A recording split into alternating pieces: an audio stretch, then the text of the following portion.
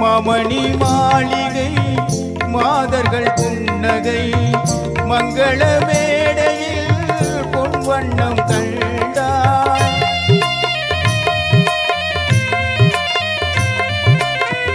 மாமணி மாளிகை மாதர்கள் புன்னகை மங்கள மேடையில் பொன்வண்ணம் கண்டாள்.